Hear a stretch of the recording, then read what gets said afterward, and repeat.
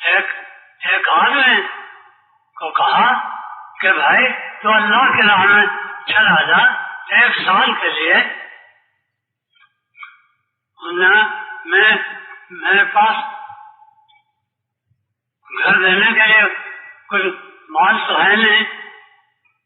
بھائی تو گھر والوں کو تقوی پر چھوڑ اور توکل پر۔ اللہ نے حکم دیا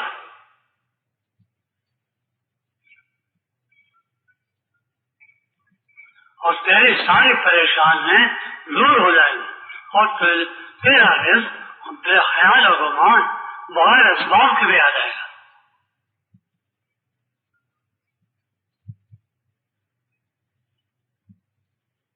مگر قرآن کریم میں اللہ تعالیٰ نے فرما دیا وَمَن يَتَّقِ اللَّهَ يَجْعَل لَّهُ مَخْرَجًا وَيَرْزُقْهُ مِنْ حَيْثُ لَا يَحْتَسِبُ وَمَن يَتَوَکَّلْ عَلَى اللَّهِ فَهُوَ حَسْبُهُ۔ کہ تم تقوی اختیار کرو، اللہ کے خوف سے اس کے احکامات کو پورا کرو، پھر جو تمہاری پریشانیاں ہیں ان پریشانیوں کو دور کر دینا اور تمہاری روزی ایسے طریقوں سے آئے گی کہ تمہارا خیال و گمان نہیں ہونے کا۔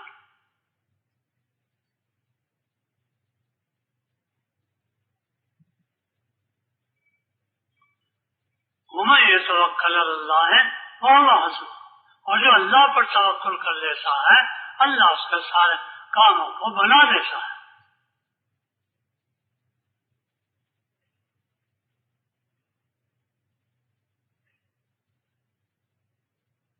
آج ہمارا توکل مال والوں پر ہے، ملازم کا توکل نام کارخانے والے پر ہے، اور جو دفتر میں ملازم ہیں بادشاہ کے خزانوں پر اس کا توکل ہے۔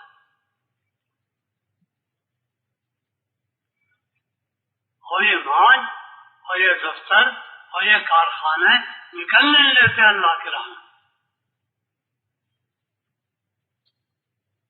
کہ اگر میں چلا گیا تو میری نوکری چھوٹ جائے گی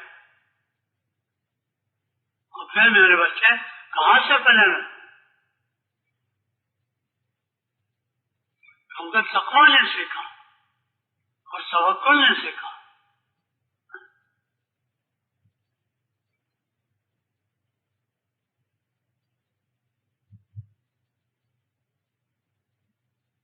اللہ کے راہ میں نکل کر تقوی اور توکل سیکھنا ہے اور وہ ایمان سیکھنا ہے کہ جو ایمان کامل ہے،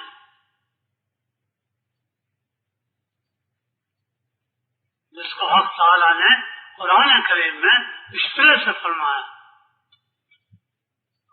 إنما المؤمنون الذين إذا ذكر الله وجلت قلوبهم